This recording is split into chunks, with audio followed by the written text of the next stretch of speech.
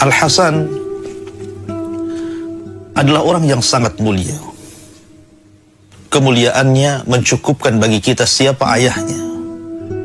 Ayahnya adalah Khulafaur Rasyidin yang keempat, pemimpin kaum muslimin.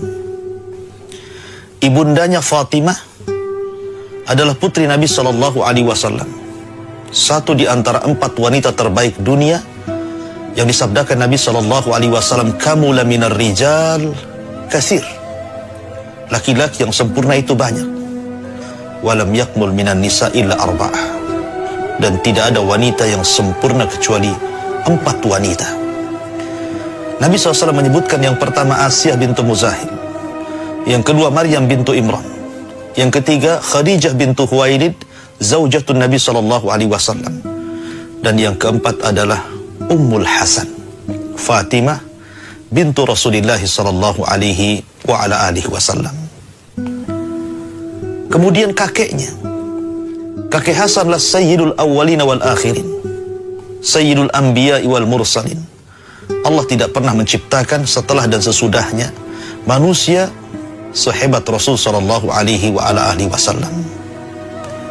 Dan juga neneknya seorang wanita yang sangat mulia, satu di antara 4 wanita terbaik dunia, Khadijah bintu Huwailid. Orang yang pertama kali mendakwahkan Islam setelah Nabi SAW. Orang yang pertama kali salat setelah Nabi SAW. Dan Khadijah adalah separuh Islam. Di zaman pertama-tama Islam muncul, hanya Nabi SAW dan separuhnya Khadijah.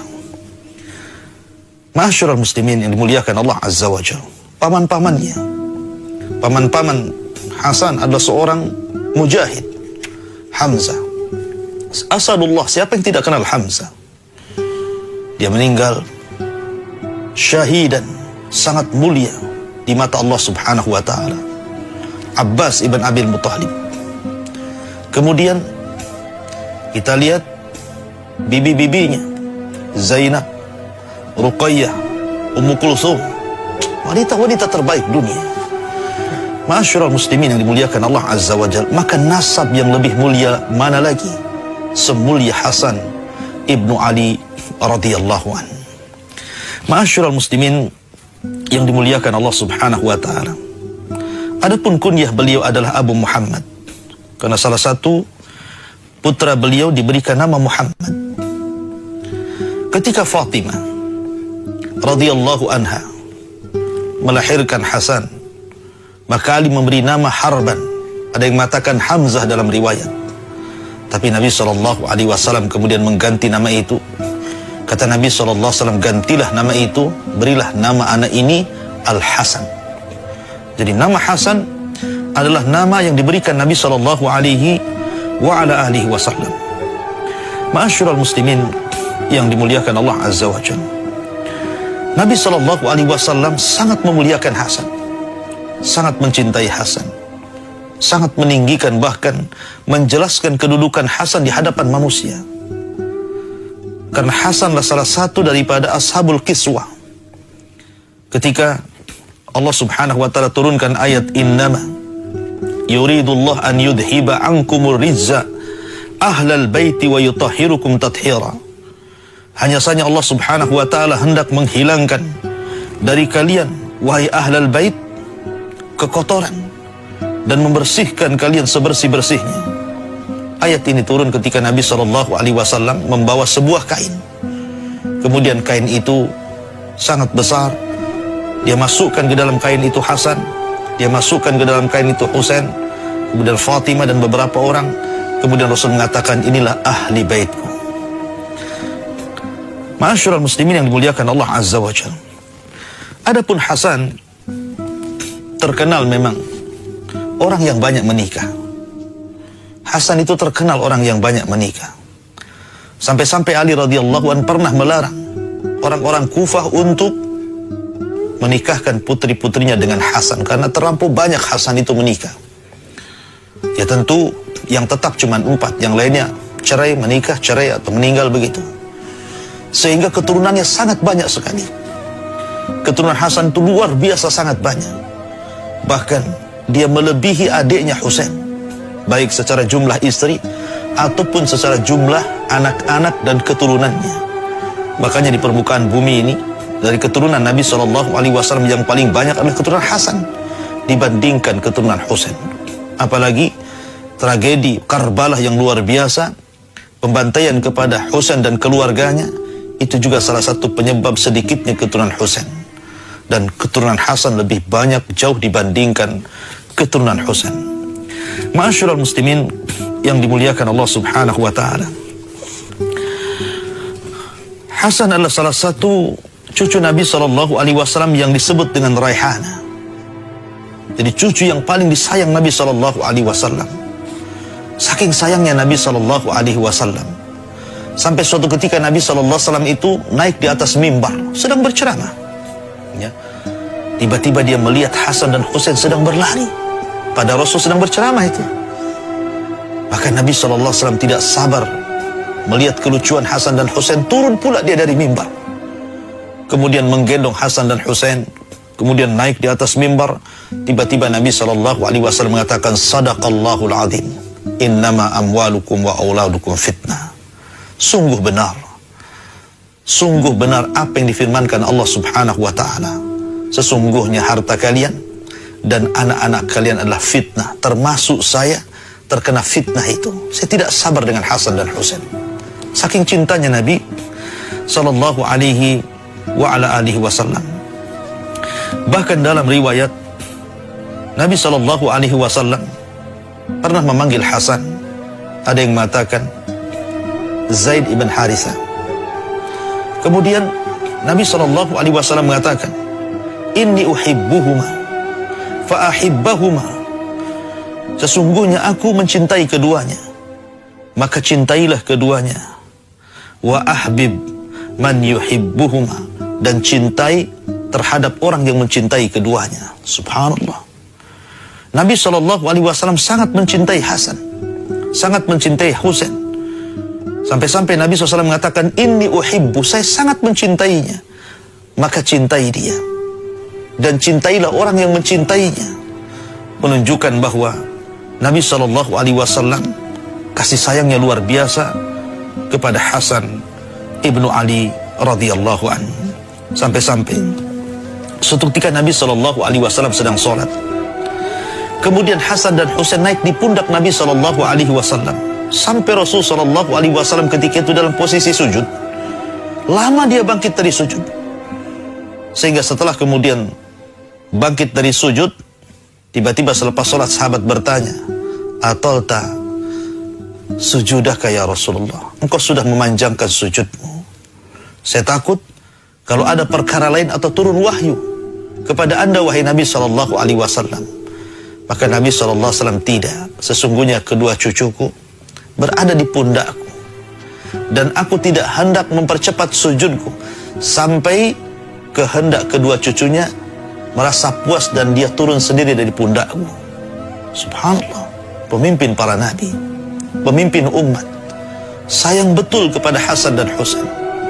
Luar biasa sayangnya Nabi sallallahu alaihi wa ala alihi wasallam. Ma'asyiral muslimin, para pendengar dan para pemirsa yang dimuliakan Allah Subhanahu wa taala. Bahkan saking sayangnya Nabi sallallahu alaihi wasallam, Rasul pun menjelaskan posisi Hasan dan Husain di hadapan manusia. Sampai-sampai Nabi sallallahu alaihi wasallam mengatakan, Al-Hasan wal Husain sayyida syababi ahlil jannah. Di hadapan para sahabat Rasul mengatakan, ingat bahwa Hasan dan Husain adalah pemimpin bagi kalian para pemuda kelak di surga. Subhanallah. Nabi SAW sudah mengatakan pemimpin, sayyid, padahal masih kecil, masih imut-imut, masih lucu-lucunya. Tapi Nabi SAW sudah mengatakan, Hasan dan Husain adalah pemimpin kalian, pemimpin para pemuda di surga. Ma'asyiral muslimin yang dimuliakan Allah Azza wa Jalla, sebagaimana ibundanya Fatimah pemimpin para wanita di surga, maka Hasan pun salah satu pemimpin para pemuda di surga. Ma'asyiral muslimin yang dimuliakan Allah Subhanahu wa taala. Bahkan Nabi SAW senantiasa memberikan tarbiyah terbaik. Sejak kecil Nabi SAW mengajarkan hal-hal yang boleh dan hal-hal yang tidak boleh. Saking cintanya Rasul kepada Hasan itu. Sampai-sampai dijelaskan oleh Imam Al-Bukhari dan Muslim dalam sahih keduanya dari hadis Abi Hurairah radhiyallahu an, ketika Hasan kecil mengambil butir kurma kemudian hendak menelannya, tiba-tiba Nabi SAW mengatakan, kuh, artinya muntahkan, amma alimta ana la na'kulus sadaqah. Bukankah kamu tahu bahwa kami keluarga besar ahli bait tidak boleh memakan sedekah? Ya, ahli bait tidak boleh memakan sedekah. Begitulah Nabi SAW mengajarkan ini boleh, ini tidak boleh. Padahal Hasan masih kecil. Memang betul-betul di atas tarbiyah Nabi SAW Walaupun demikian, ma'asyiral muslimin yang dimuliakan Allah Azza wa Jalla, Hasan tidak hidup lama dengan Rasul SAW. Sepeninggal Nabi SAW pun dia tidak hidup lama bersama ibunya Fatimah bintu Rasulullah SAW. 6 bulan setelah wafatnya Nabi SAW, maka ibunda Hasan, Fatimah, pun ikut menyusul wafat dan meninggalkan putra-putranya yatim. Sebagaimana Nabi SAW kakeknya dulu yatim, ditinggal meninggal ayahnya dan juga ibundanya, maka Hasan pun harus merasakan sama ditinggal salah satu orang tuanya, ibunda tercintanya Fatimah bintu Rasulullah sallallahu alaihi wasallam. Maka Hasan pun kemudian tumbuh dewasa di tengah bimbingan Ali radhiyallahu an, di tengah bimbingan para sahabat Nabi sallallahu alaihi wasallam yang sangat mencintainya, Abu Bakar, Umar, Utsman dan sahabat yang lainnya. Makanya Hasan terbentuk menjadi seorang yang luar biasa ahli ibadah, seorang yang sangat wara, zuhud, bahkan sangat dermawan. Nanti saya akan ceritakan bagaimana kedermawanannya. Tapi yang jelas bahwa dijelaskan Hasan Ibnu Ali radhiyallahu an, dia pernah haji sampai 15 kali dengan cara jalan kaki dari Madinah ke Mekah. Ini bukan perjalanan yang dekat, ya, perjalanan yang sangat jauh. Jalan kaki, walaupun dia pakai bawa unta dengan segala perbekalannya, tapi unta itu tidak pernah ditungganginya. Dia hanya memegang pelananya kemudian berjalan dari Madinah ke Mekah. Dia ingin menunjukkan tadallul, kerendah dirian di hadapan Allah Subhanahu wa taala. Sungguh-sungguh dalam melaksanakan ibadah. Dia betul-betul ingin berjihad dalam hajinya. Begitulah ibadah Hasan Ibnu Ali. Terkadang apabila selesai salat subuh di masjid Nabi SAW, dia tidak pernah beranjak dari tempatnya. Dia tidak pernah beranjak dari tempatnya, justru dia salat terus berzikir kepada Allah Subhanahu wa taala sampai matahari meninggi 1 tombak, kemudian dia melaksanakan salat syuruk. Begitulah penjelasan dari Imam Ibnu Katsir rahimahullahu taala di dalam kitabnya Al-Bidayah wan Nihayah. Adapun kedermawanan Hasan dijelaskan oleh Imam Zahabi dalam kitabnya Syiar A'lamin Nubala dari Sa'id ibn Abdul Aziz. Dia mendengar Hasan ibn Ali radhiyallahu an. Jadi Hasan suatu ketika mendengar seorang laki-laki di sampingnya sedang berdoa kepada Allah Subhanahu wa taala meminta rizki. Jadi dia sedang di masjid, ada seseorang yang berdoa, Allahumma rzuqni, ya Allah berikan rizki kepadaku ya Allah. Allahumma rzuqni, ya Allah berikan rizki kepadaku. Hasan di sampingnya dan mendengar bahwa orang ini orang kesusahan sedang meminta rizki kepada Allah Subhanahu wa taala. Maka dia langsung pulang mengambil asyrata alaf. Bayangkan 10.000 dirham. Kemudian dia mendatangi orang tersebut, kemudian memberinya, kemudian dia pergi. Begitulah kedermawanan Hasan Ibnu Ali radhiyallahu anhu.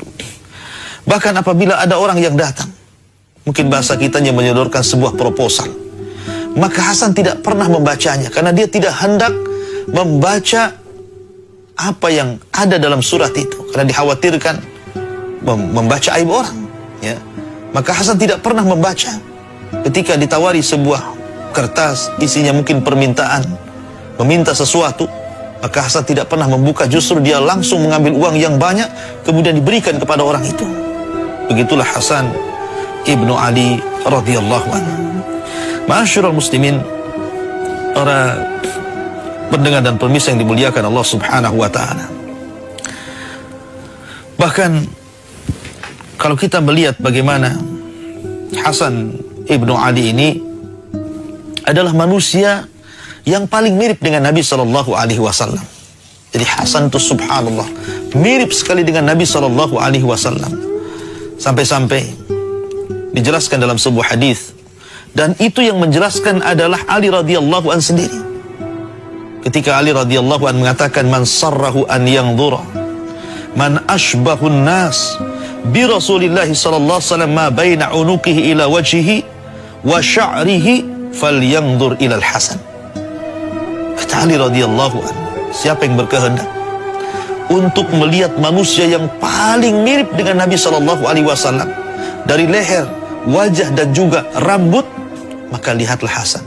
Engkau akan melihat seolah-olah melihat Nabi sallallahu alaihi wasallam dari leher atau dari dada ke atas. Tetapi kata Ali radhiyallahu an, barang siapa yang hendak melihat postur tubuh Nabi sallallahu alaihi wasallam dari leher ke sampai ke kaki, maka lihatlah Husain. Jadi Hasan dan Husain itu kalau digabung seolah-olah seseorang melihat Nabi sallallahu alaihi wasallam. Tetapi Hasan jauh lebih mirip dengan Rasul, baik akhlaknya, baik kebaikannya, baik karamnya, ya, dibandingkan Husain radhiyallahu anhuma. Ma'asyiral muslimin yang dimuliakan Allah Subhanahu wa taala. Ketika Hasan hidup sampai di masa Abu Bakar Siddiq radhiyallahu anhu, kita tahu bahwa Abu Bakar itu sangat memuliakan Hasan. Sangat memuliakan Hasan dan Husain dan keluarga Nabi sallallahu alaihi wasallam. Bahkan Abu Bakar Siddiq radhiyallahu anhu sebagaimana dijelaskan dalam Sahih Bukhari, dia pernah mengatakan ketika ditanya oleh seseorang, karena Abu Bakar selalu mendahulukan kerabat Nabi sallallahu alaihi wasallam, maka Abu Bakar mengatakan, uhibbu ilayya an asila min qarabati. Saya cinta ya, untuk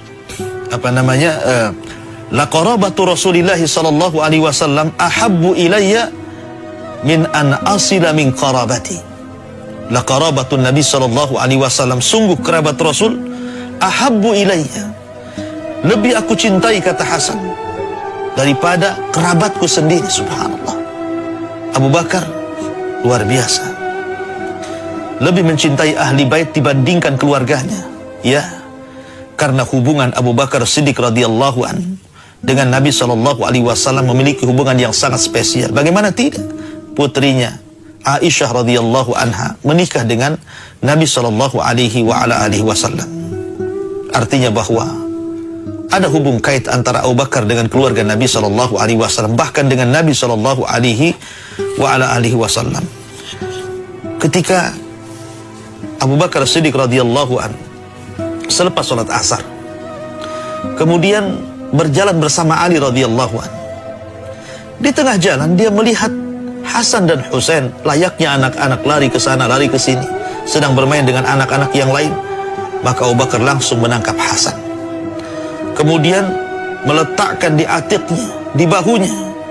Kemudian dia mengatakan kepada Ali radhiyallahu an, abi syabihun bin Nabi la syabihun bi Ali.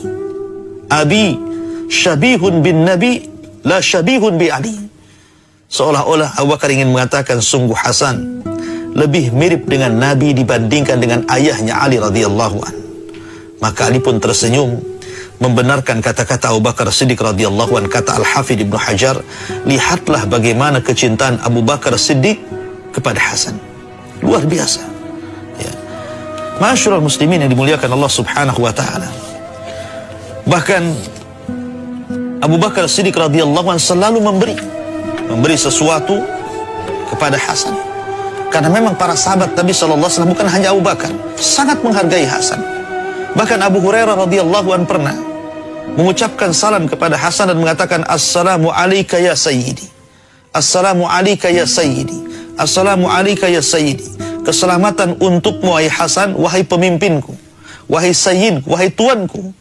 Hasan mengatakan kepada Abu Hurairah, kenapa kau mengatakan kepadaku ya sayyidi, wahai tuanku, wahai pimpinanku? Maka Abu Hurairah mengatakan, na'am ya, karena aku pernah mendengar Nabi sallallahu alaihi wasallam bersabda, innahu la sayyid, sesungguhnya cucuku ini disyaratkan kepada Hasan adalah sayyid, akan menjadi pemimpin. betul-betul seorang pemimpin. Ma'asyiral muslimin yang dimuliakan Allah Azza wa Jalla. Kemudian juga ketika kemudian Abu Bakar meninggal dunia, ketika itu Hasan masih kecil. Karena ketika Abu Bakar meninggal dunia, usianya masih 11 tahun, belum balik. Ya. Kemudian masuk di masa Umar. Dia hidup dari umur 11 sampai 21 tahun, karena memang Umar cukup lama menjadi khalifah, hampir 10 tahun. Ya. Maka Hasan mendapati kekhilafan Umar bin Khattab radhiyallahu anhu. Dan antara Abu Bakar dan Umar, kedua-duanya dicintai oleh Hasan. Terbukti ketika dia menikah, kemudian banyak anaknya, maka anak-anak dari Hasan banyak yang kemudian diberi nama Abu Bakar, diberi nama Umar, menunjukkan sayangnya Hasan kepada keduanya. Makanya Umar radhiyallahu anhu sangat sayang kepada Hasan ibnu Ali, dan itu ditunjukkan dengan 3 perkara. Ya. Yang pertama, ketika Umar radhiyallahu anhu menyerang Persia dan juga Madain di Syam dan mengalami kemenangan luar biasa karena mampu menaklukkan Persia dan mendapatkan harta ghanimah yang banyak. Ketika itu, yang pertama kali dibagikan ghanimah itu justru kepada kerabat Nabi SAW, terutama Hasan dan Husain. Sehingga ada orang-orang bertanya, "Ya Umar, kenapa Anda tidak memulai dari dirimu dan keluargamu?" Maka Umar radhiyallahu anhu mengatakan, "Tidak, aku tidak mungkin mendahulukan keluarga Nabi SAW dibandingkan keluarga sendiri. Karena Nabi SAW, aku pernah mendengar bahwa setiap nasab, setiap hasab akan terputus pada hari kiamat, kecuali nasab Nabi SAW dan hasab yang sampai kepada Nabi SAW." Jadi Umar ingin mendekati keluarga Rasul, mendekati kerabatnya. Kemudian yang kedua, dan itu dibuktikan dengan menikahnya Hasan dengan salah satu putri Ali radhiyallahu an, Ummu Kulsum. Setelah mendengar hadis itu, dia langsung melamar Ummu Kulsum, kemudian menikah dengan Ummu Kulsum, salah satu daripada putri Ali radhiyallahu an. Bahkan ketika ada orang yang kemudian bertanya terhadap Abdullah bin Umar radhiyallahu an, Abdullah bin Umar radhiyallahu an ketika kemudian harta kaum muslimin berlimpah karena mendapatkan perang, ketika itu justru Umar mencari Hasan dan Husain dan memberikan keduanya dahulu dibandingkan Abdullah bin Umar. Maka orang-orang pun bertanya, "Ya Amirul Mukminin, kenapa kau tidak dahulukan anak-anakmu Abdullah bin Umar?" Maka Umar radhiyallahu anhu mengatakan, "Uskutlah ummalak, uskutlah ummalak, abuhuma khairun min abi Abdullah ibni Umar, wa ummuhuma khairun min ummi Abdullah ibni Umar." Diam kamu, celaka engkau, sesungguhnya bapak keduanya jauh lebih baik daripada bapak Abdullah bin Umar, dan ibunya juga lebih baik daripada ibu Abdullah bin Umar. Tawaduknya Umar bin Khattab radhiyallahu an, karena ingin apa? Ingin mencintai dan menghargai Hasan ibnu Ali radhiyallahu an. Makanya kemudian kait hubung antara Umar radhiyallahu an dan Ali itu luar biasa, karena di masa khilafahnya saja Ali itu menjadi penasihat pertama yang dimintai pendapat oleh Umar sebelum yang lainnya. Jadi kalau ada masalah besar, masalah politik, masalah ekonomi, masalah apa saja, maka yang pertama kali dimintai pendapat Umar siapa? Ayahnya Hasan Ali radhiyallahu an. Dan selalu dilaksanakan, jarang tidak dilaksanakan, karena Umar sangat paham kecerdasan fikihnya Ali radhiyallahu an. Makanya sampai-sampai kemudian kecintaan keluarga Rasul kepada Umar itu luar biasa. Sampai-sampai Hasan ketika punya anak namanya diberi nama Umar. Husain ketika punya anak diberi nama Umar. Kemudian Ali Zainul Abidin ketika punya anak diberi nama Umar. Kemudian Musa Al-Kadhim, cucu cicit Ali radhiyallahu anhu, ketika punya anak diberi nama Umar. Jadi bagaimana mungkin orang-orang Syiah Rafidhah mereka mencela Abu Bakar dan Umar, sementara kedekatan Ali dan anak cucunya sedemikian dekatnya dengan Abu Bakar dan Umar? Di mana akal bicara?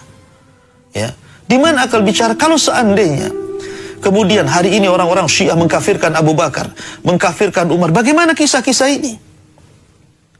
Ketika kemudian Hasan memberi nama anaknya Umar, Kemudian Husain memberi nama anaknya Umar. Zainul Abidin memberi nama anaknya Umar. Musa Al-Kadhim memberi nama anaknya Umar. Kalau memang mereka membenci Umar, kenapa nama itu melekat pada anak cucu mereka? Kemudian kenapa pula Umar menikah dengan salah satu putri Ali radhiyallahu an? Menunjukkan tidak ada masalah. Yang masalah itu kalian, orang-orang Syiah. Semoga Allah berikan hidayah kepada kalian. Ma'asyiral muslimin, para pendengar dan pemirsa yang dimuliakan Allah Subhanahu wa taala. Kemudian di masa Utsman ibni Affan radhiyallahu an, kita tahu bahwa ketika Umar meninggal dunia, usia Hasan itu 21 tahun. Artinya sudah dewasa betul. Di zaman Utsman mengajarkan keberanian kepada Hasan dengan dilibatkan dia dalam tentara. Makanya kemudian Hasan pun dilibatkan dengan orang-orang besar, para mujahidin besar, seperti Abdullah bin Zubair, Abdullah bin Abbas, Abu Dzar Al-Ghifari, Abdullah bin Ja'far, ya, dan yang lainnya, para sahabat banyak sekali. Lah, Hasan dilibatkan dalam perang untuk menaklukkan barat dan timur. Dan Hasan di situ menunjukkan bagaimana gagahnya dalam berperang. Seorang mujahid mampu kemudian dengan pasukan para sahabat yang lain, Hasan bisa kemudian membukakan kota-kota ke arah barat, ke India, ke Afrika, ke Tunis, sampai ke timur. Dia berjihad dalam pasukan Utsman bin Affan radhiyallahu an, dan dia menjadi garda terdepan. Dan manusia pun membicarakan keberaniannya. Ya, tidak heran Hasan seorang pemberani, karena bapaknya Ali radhiyallahu anhu adalah Syuja', seorang pemberani. Ketika dia melawan Marhab, apa kata Ali? Ana alladhi sammatni ummi Haidara, ya, kalaithi ghabatin karihin mandara. Saya adalah orang yang diberi nama ibuku macan hutan, sehingga saya ditakuti di tengah-tengah hutan. Ali radhiyallahu an, siapa yang tidak kenal keberanian Ali radhiyallahu an? Dan itu diturunkan kepada putra-putranya, salah satunya Hasan ibnu Ali radhiyallahu an. Ketika Hasan berbulan-bulan bahkan bertahun-tahun terus berjihad, sehingga bisa membukakan negeri-negeri kafir menjadi negeri-negeri Islam, seolah-olah Hasan ingin membawa risalah kakeknya Nabi SAW, bahwa Islam itu bukan hanya dikuasai orang-orang Mekah dan Madinah, tapi Islam ini milik seantero dunia. Itulah Hasan ibnu Ali radhiyallahu anhu. Ma'asyiral muslimin, para pendengar dan pemirsa yang dimuliakan Allah Subhanahu wa taala. Ketika fitnah besar terjadi, terbunuhnya Utsman bin Affan radhiyallahu anhu. Ketika orang-orang Sabaiyah, pengikut Abdullah bin Sabah dari Yaman, Himyar, yang pura-pura masuk Islam padahal dia seorang Yahudi, mulai mengkritik kebijakan pemerintah Utsman. Kemudian menghasut para pemuda Irak, menghasut para pemuda Kufah, menghapus para pemuda Mesir, sehingga ribuan berhasil dipengaruhi oleh Abdullah bin Sabah, dan mereka disebut kelompok Sabaiyah. Mulailah kemudian mereka bergerak untuk menumbangkan Utsman bin Affan radhiyallahu anhu. Lah, ketika terjadi fitnah yang luar biasa, karena terjadinya di musim haji masalahnya. Rumah Utsman itu dikepung oleh orang-orang Sabaiyah, sementara sebagian tentara mereka sedang haji, karena memang di musim haji. Dan orang-orang yang melakukan demonstrasi ini juga mereka menggunakan pakaian ihram, seolah-olah mereka pergi haji, tetapi sebenarnya bukan untuk pergi haji, tapi untuk mengepung Utsman bin Affan radhiyallahu anhu. Akhirnya kemudian terjadilah apa yang terjadi, fitnah besar, ya, yang berujung kepada terbunuhnya Utsman bin Affan radhiyallahu anhu. Lah, salah satu yang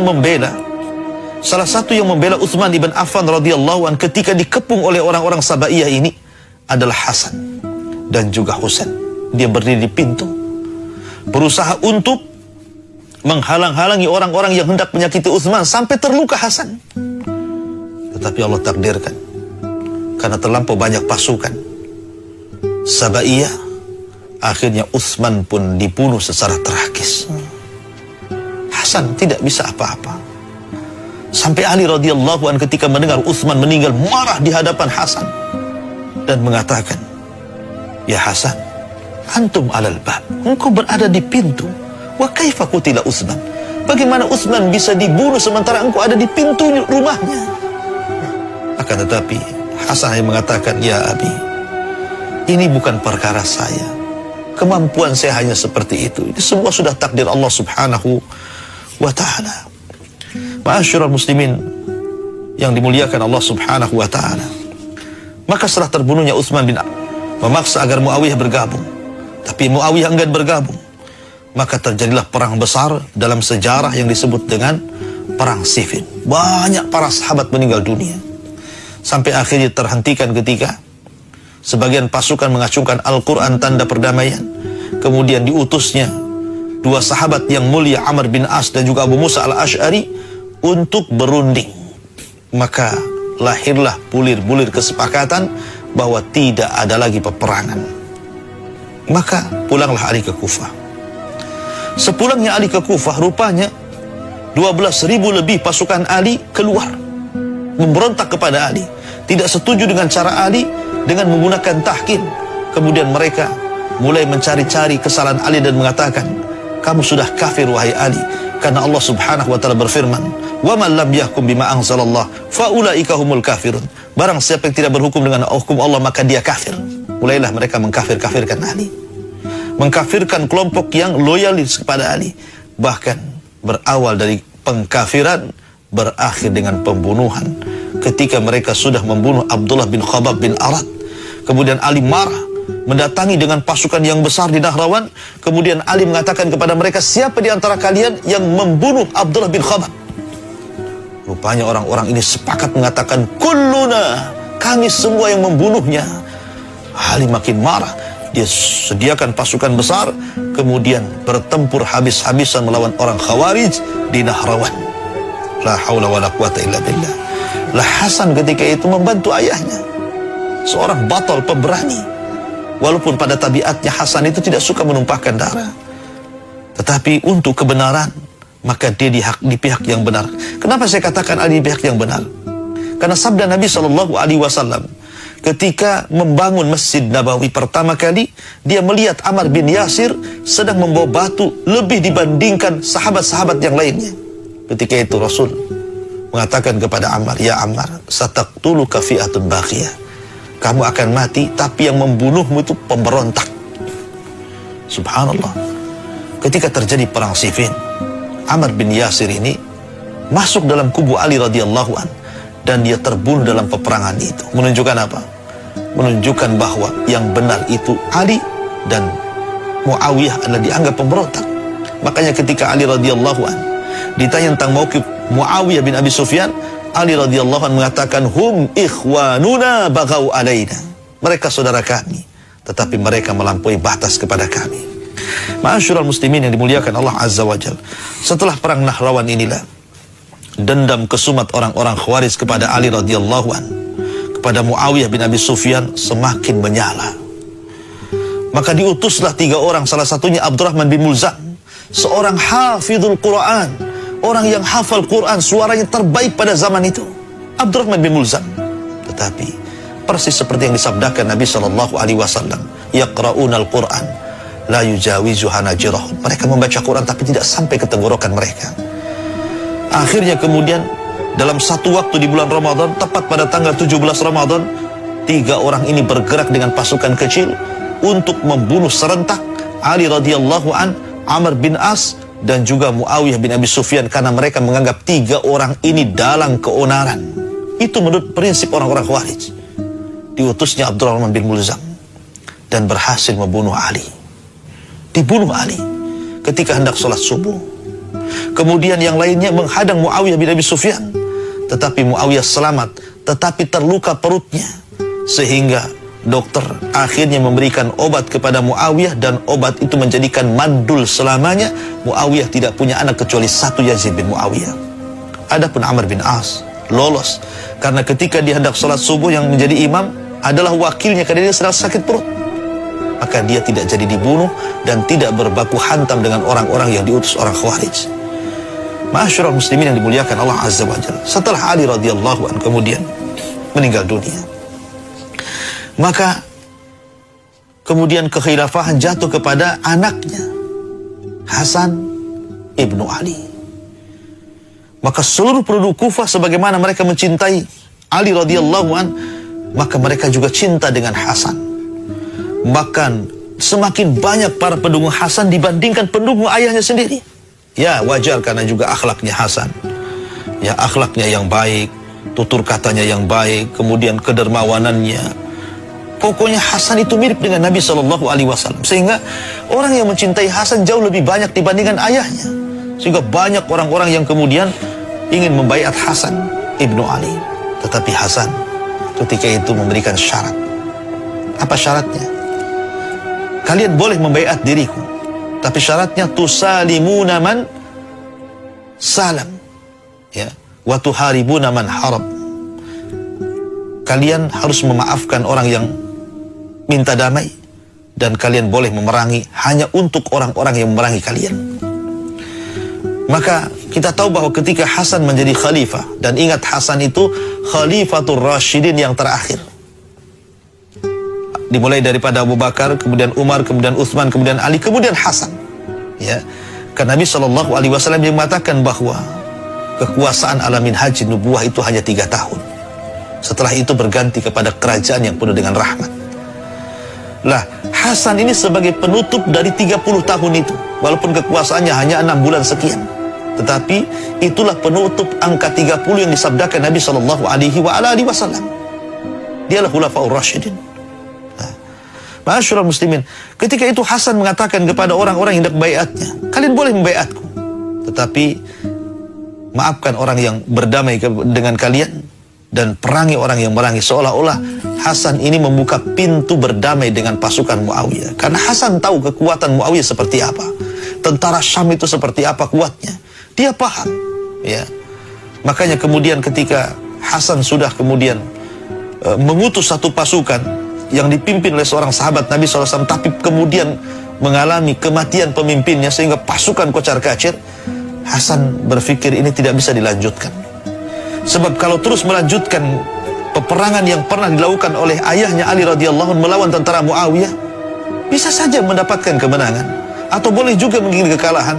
Akan tapi menang dan kalah sama saja, karena akan terjadi pembantaian di mana-mana. Darah kaum muslimin akan bercucur di mana-mana, dan itu yang tidak dikehendaki Hasan ibnu Ali. Satu darah pun tetes mengalir ke permukaan bumi.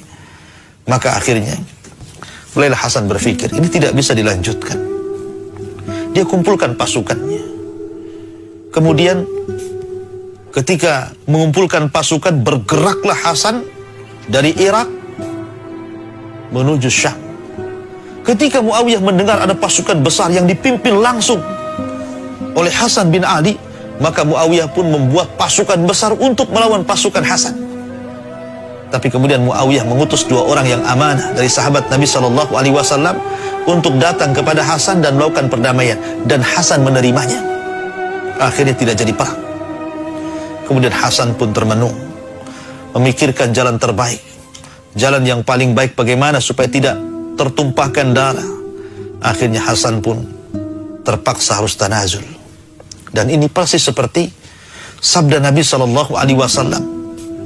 Kata Nabi SAW, sesungguhnya Hasan adalah sayyid, dan dia akan memperbaiki 2 kekuatan yang sama-sama kuat, yang hampir siap menumpahkan darah kedua-duanya.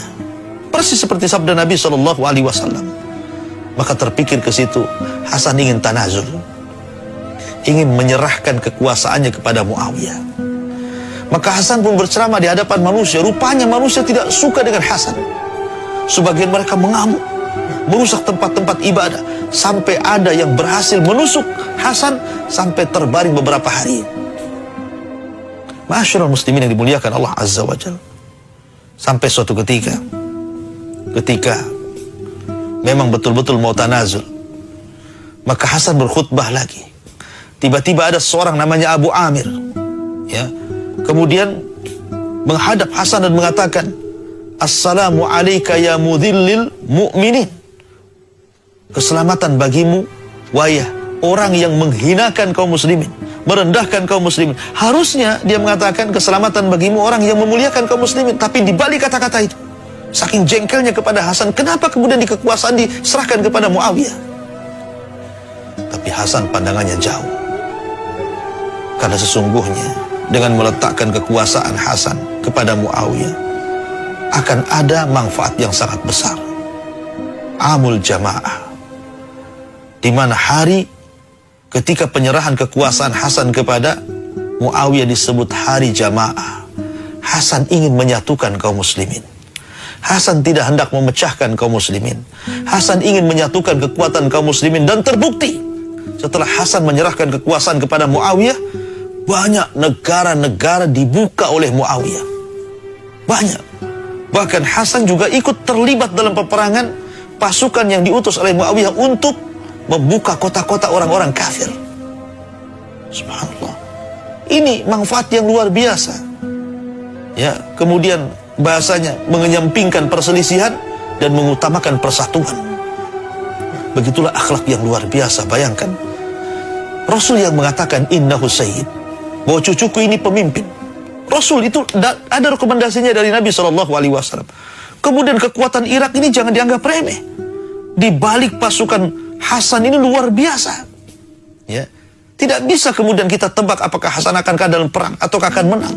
Tapi yang jelas bahwa Hasan itu kuat, pasukannya juga kuat. Tetapi demi ukhuwah Islamiyah, merekatkan tauhidul Islam, menyatukan kaum muslimin, maka di tengah kekuatan Hasan itulah akhirnya Hasan serahkan kekuasaan kepada kepada Muawiyah bin Abi Sufyan, dan ini bentuk pemimpin yang sesungguhnya. Dia tidak mementingkan dirinya, mementingkan dunianya. Demi kemaslahatan orang banyak, saya serahkan kekuasaan ini kepada Muawiyah. Ma'asyiral muslimin yang dimuliakan Allah Azza wa Jalla, setelah kemudian Hasan menyerahkan kekuasaannya kepada Muawiyah bin Abi Sufyan, maka Hasan pun kemudian pulang dari Kufah bersama keluarganya menuju ke Madinah. Dan dia khususkan di Madinah hanya untuk beribadah kepada Allah. Mengajar apa yang dia dengar dari Nabi SAW dan sahabat-sahabat kibar, diajarkan kepada yang lainnya. Dia khusyuk beribadah, mengajar, mendakwahkan Islam, memperkuat keimanan kaum muslimin. Itulah pekerjaan Hasan setelah tidak jadi khalifah. Betul-betul dia tafarruq lil ibadah, memang ingin beribadah kepada Allah Subhanahu wa ta'ala.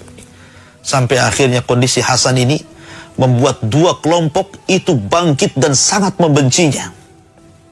Pertama kelompok Sabaiyah, yang kedua kelompok Khawarij.